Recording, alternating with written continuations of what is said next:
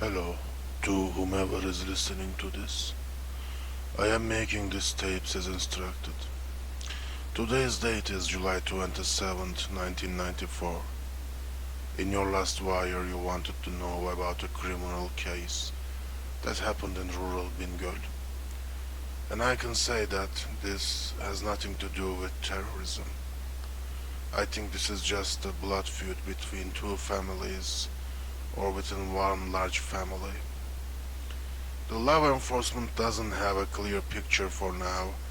However, such things are fairly frequent in the region.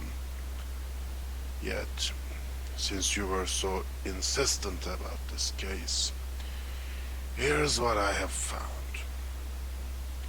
In June 30th, after not being seen for 2 days, villagers went to the home of the Kaya family. The village, Bahçedemirköy, has a population of 29. It's a very small village. Everyone here is related one way or another. When villagers approached to the house, the stench reportedly made them sick. Inside, they found the mutilated body of Sevgi Kaya. She is 24 years old when she was discovered. And they called the gendarmerie units. The gendarmerie surrounded the place since no other bodies had been located by the villagers, and they considered that Sevgi Kaya's husband, Bilal Kaya, 32 years old man, still be on the premises probably. After a while, they felt safe to assume that he had left after the murder, and they approached the house. In their initial report, the lieutenant who commanded the unit assumed Bilal Kaya had killed his wife, taken their only child, a girl called Çiçek, and she's 4 years old, and run away. However, while they were searching the house, they found Bilal Kaya's almost completely decimated body in the attic space. Note that these houses don't have attics to store anything. It's just a very tight space between the roof and ceiling, and the only access to this point is through the outer facade of the house. This discovery made the gendarmerie anxious about the little girl, since this village has ties with Hezbollah. The gendarmerie suspected a PKK hit for some reason and began to search the perimeter. In the woodshed, however, they found Çiçek, barely alive, severely dehydrated, and malnourished. She was in no condition to talk, so they hospitalized her. And some wretched, disgusting journalists took pictures of the girl in her hospital bed. But I'm not going to include them in my report. Check the local newspapers if you really want to see such things. In July 3rd, Çiçek woke up. Her physicians reported that she was well enough to talk. Her vitals showed improvement and she could be discharged from the hospital in a couple of days and after a few meals, probably.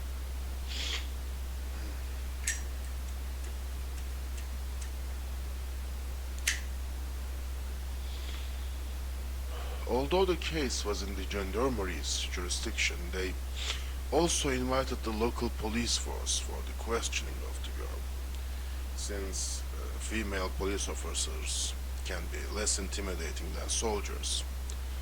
However, the girl didn't speak much beyond a few words. Among those at the hospital were the headman of the village and the school teacher.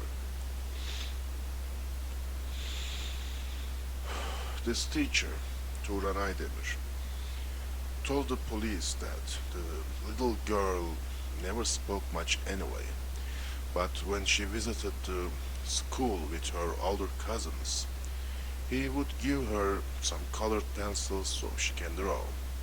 He stated that she is more prone to speak when drawing. So the police provided paper and colored pencils, and she started drawing. The first drawing she did, according to the case files, was of her mother and father. When they asked why she didn't draw herself, she said she doesn't know what she looks like. Upon questioning, she said she had never seen herself, and the gendarmerie confirmed that the house had no mirrors. During her questioning, the police noticed that she actively avoids mirrors.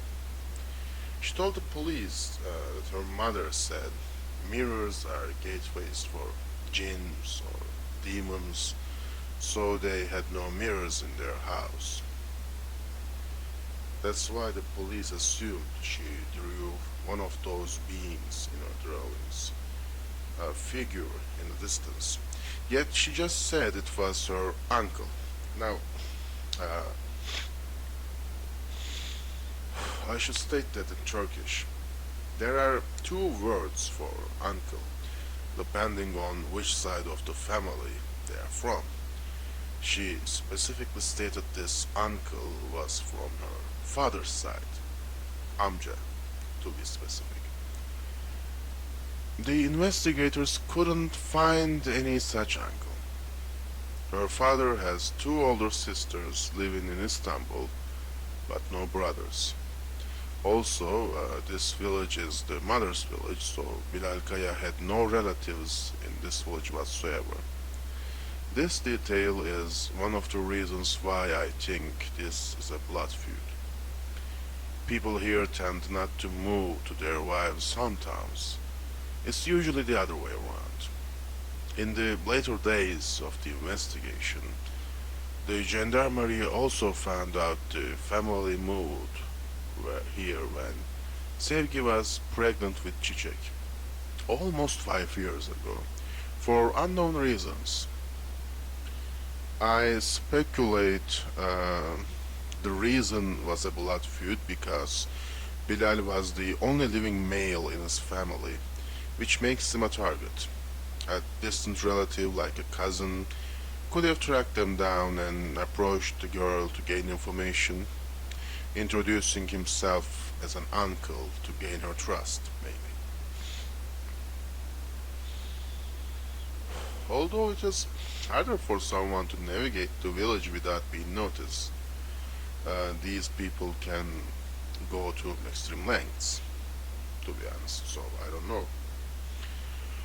While drawing, Çiçek began to communicate with one of the police officers, Cansu Gül. In her report, Gül stated that she wanted to know about the family dynamics, so she asked, "What do you think about your mother?" The girl drew a picture and said, "Mother was pregnant." And no, I'm not going to do the little girl's voice for you. Stop asking such things, I'm a busy man. Anyway, until that moment, no one knew about the pregnancy. The autopsy of Sevgi's body showed no fetus or placenta, and none of her relatives had informed the gendarmerie about it, so Cansu asked Çiçek what happened to the baby. She said her father went to the mosque at night to bring a hoca. This mosque has an imam assigned by state, but he was away at the time, so whomever this man was, he was not a government official. The villagers later informed the gendarmerie that someone from the congregation took the role in the absence of the imam, a man called Mehdi. According to the villagers, this guy came from Erzincan a year ago, after the previous imam committed suicide. His whereabouts are still unknown. Çiçek stated she was taken to another room while her mother was delivering the baby. She said Mehdi stayed there until the next day and her mother screamed the whole time. It kept going until the next day at noon. And there was no baby crying, only her mother was screaming. After that, the girl, fell asleep. And at night, she woke up when her father was carrying her to the woodshed. She said her father hid her there and told her never to come out until he came for her, and he never did, as you guessed. I suspect it was a stillborn since she didn't hear any baby cries, but if you think the worst, there may be, there may have been an extramarital relationship between Sevgi and some unknown party, consensual or not, and the baby was either exterminated or given away. We can never know what happened until they find this Mehdi guy. Villagers also probably know way more than they are saying, but they won't crack. Not in conventional ways, at least. I still think this is not a terrorist attack. First of all, the village has Hezbollah ties. If the PKK attacked, they would come in a crowd, people would notice, and they wouldn't just kill one family and leave. It doesn't make any sense.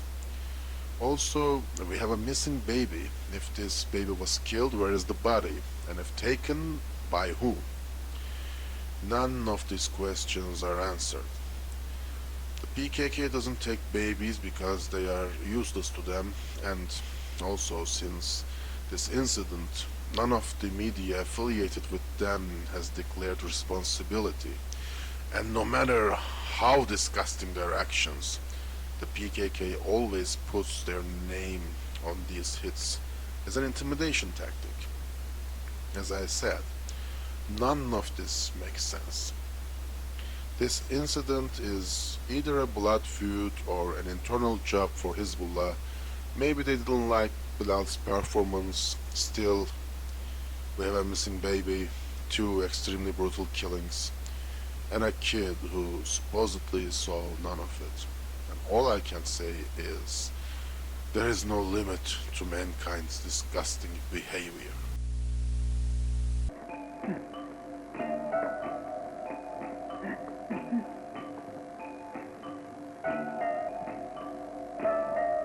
Emrediyorum sana. Konuş. Ne söylememi istiyorsun?